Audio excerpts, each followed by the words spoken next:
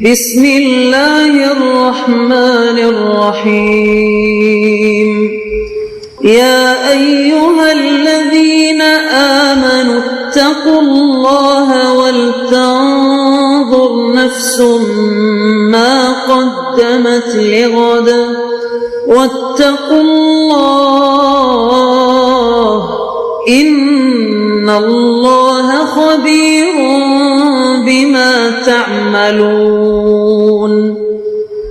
اے ایمان والو، اللہ سے ڈرتے رہو اور ہر شخص کو دیکھنا چاہیے کہ اس نے کل یعنی آخرت کے لیے کیا سامان بھیجا ہے، اور ہم پھر کہتے ہیں کہ اللہ سے ڈرتے رہو، بے شک اللہ تمہارے سب اعمال سے خبردار ہے۔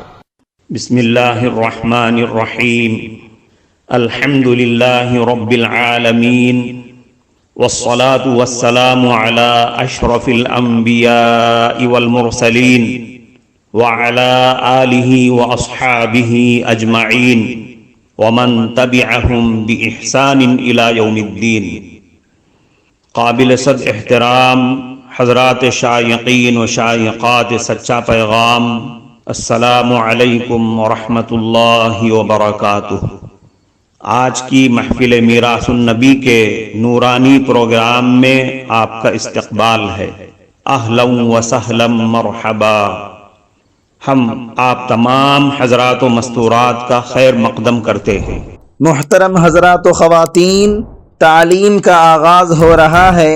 سب سے پہلے آداب تعلیم کا لحاظ کرتے ہوئے تعلیم کی طرف متوجہ ہو جائیں۔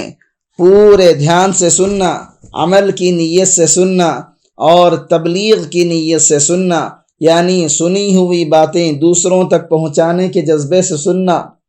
چند خاص آداب تعلیم ہیں، امید ہے کہ آپ حضرات ان آداب کا ضرور خیال رکھیں گے۔ جزاکم اللہ۔ بسم اللہ الرحمن الرحیم۔ امام ابو حنیفہ رحمۃ اللہ علیہ کے اپنے پڑوسی سے حسن اخلاق۔ امام ابو حنیفہ رحمۃ اللہ علیہ کے پڑوس میں ایک آدمی رہتا تھا۔ وہ رات کے وقت گوشت خرید کے لاتا اور سالن شوربہ بناتا، تمام لوگوں کو دعوت دیتا۔ لوگ ان کی دعوت کھاتے، پھر شراب کی محفل چلتی اور اس میں گانا بھی ہوتا۔ کئی دن یہ ہوتا رہا۔ آپ رحمۃ اللہ علیہ نے کچھ بھی نہ کہا۔ ایک دن ایسا ہوا کہ رات کو جب ان کی یہ محفل لگی تھی، اس وقت کا جو گورنر تھا اس نے دیکھا کہ امام ابو حنیفہ رحمۃ اللہ علیہ کے گھر کے قریب ایسی حرکت کرتا ہے۔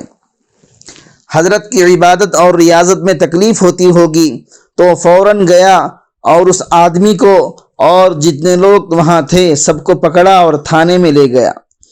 امام صاحب رحمۃ اللہ علیہ صبح فجر کی نماز میں اٹھے تو انہیں پتہ چلا کہ جو قریب میں جو آدمی رہتا تھا اس کو تھانے لے گئے۔ امام صاحب رحمۃ اللہ علیہ نماز پڑھ کر گورنر کے پاس گئے اور کہا، یہ ہمارا پڑوسی ہے، تم اس کو رات کو لے آئے ہو۔ گورنر نے کہا، یہ شور شرابہ کرتا ہے، محفل جماتا ہے، آپ کی عبادت میں آرام میں خلل آتا ہے۔ امام صاحب رحمۃ اللہ علیہ نے فرمایا، ہم برداشت کرتے ہیں، پڑوسی کا شریعت میں بہت بڑا حق ہے، آج چھوڑ دو، آئندہ غلط حرکت کبھی نہیں کرے گا۔ انہوں نے امام ابو حنیفہ رحمۃ اللہ علیہ کے کہنے پر اس کو چھوڑ دیا اور جتنے آدمی وہاں تھے انہیں بھی چھوڑ دیا۔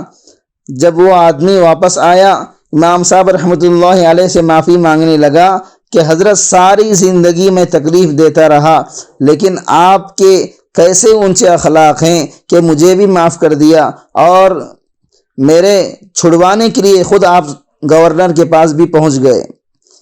اسلاف کے اونچے اور عالی اخلاق تھے۔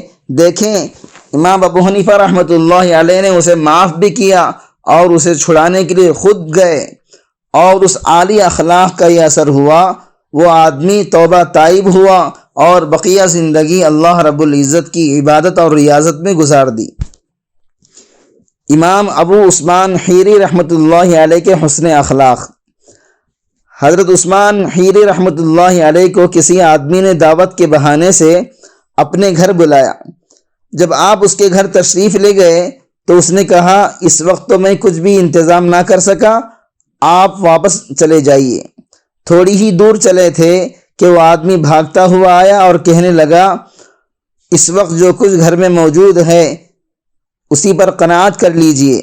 آپ دوبارہ اس کے ساتھ چل دیے۔ اس بار بھی اس نے معذرت کر دی۔ کئی بار ایسا ہی ہوا لیکن آپ نے برا نہیں مانا، نہ پیشانی پر شکن آئی اور نہ لب پر شکوہ آیا۔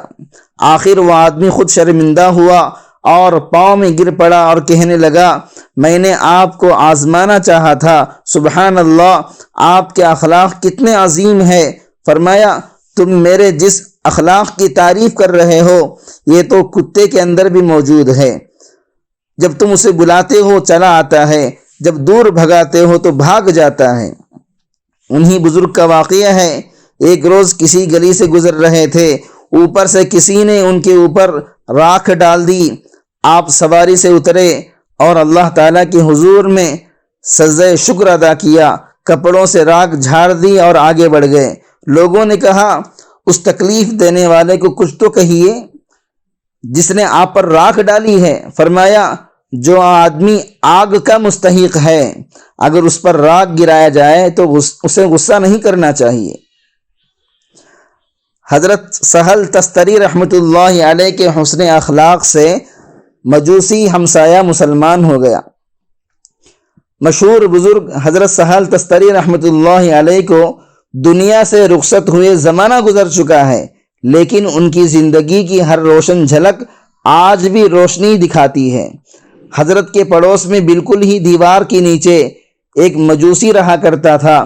حضرت اپنے پڑوسی کے ساتھ ہر طرح سے اچھا سلوک کرتے، لیکن پڑوسی نہ جانے کیوں حضرت سے دلی بغض رکھتا تھا۔ دل کی جلن نکالنے کے لیے وہ روزانہ رات گئے دیوار سے اپنے گھر کا کوڑا اور غلاظت حضرت سہل رحمۃ اللہ علیہ کے گھر میں ڈال دیا کرتا۔ محترم ناظرین کرام، اس دینی اور ایمانی بیان کو سننے کے دوران ہی اس کو لائک کر دیجئے اور شیئر بھی کر دیجئے تاکہ دوسرے بھی اس سے فائدہ اٹھا سکیں۔ اللہ آپ کو جزائے خیر عطا فرمائے۔ حضرت سہل رحمۃ اللہ علیہ بھی ظاہر ہے انسان ہی تھے۔ اس بدسلوکی پر تکلیف فطرتی بات تھی، لیکن طبیعت پر صبر سے کام لیتے اور خاموشی سے کوڑا اور غلاظت اپنے ہاتھ سے اٹھا کر باہر پھینک آتے۔ کافی عرصے تک ایسا ہی ہوتا رہا۔ مجوسی کوڑا پھینکتا اور حضرت صاف کرتے رہے۔ اس دوران حضرت نے خاموشی سے مجوسی کو متوجہ کرنے کی کوشش بھی کی، لیکن پھر بھی وہ اپنی حرکت سے باز نہ آیا۔ حضرت یہ تکلیف سہتے رہے، لیکن جواب میں صبر اور خاموشی کے سوا کبھی کوئی حرکت نہ کی۔ گھر والے زیادہ پریشان ہوتے اور کچھ کرنا چاہتے تو حضرت صبر کی تلقین کرتے اور رات ہی میں کوڑا کرکٹ اٹھا کر باہر پھینک آتے تاکہ گھر والے دیکھ کر پریشان نہ ہوں۔ حضرت بیمار ہو گئے اور بچنے کی کوئی امید نہ رہی۔ آپ رحمت اللہ علیہ نے پڑوسی مجوسی کو بلایا اور تنہائی میں اس سے کہا بھائی تم جو رات کو کوڑا کرکٹ پھینکتے تھے میں صحت مند تھا اور میں رات ہی میں اٹھا کر پھینک دیا کرتا تھا، اور اب میں جس حال میں ہوں تم دیکھ رہے ہو۔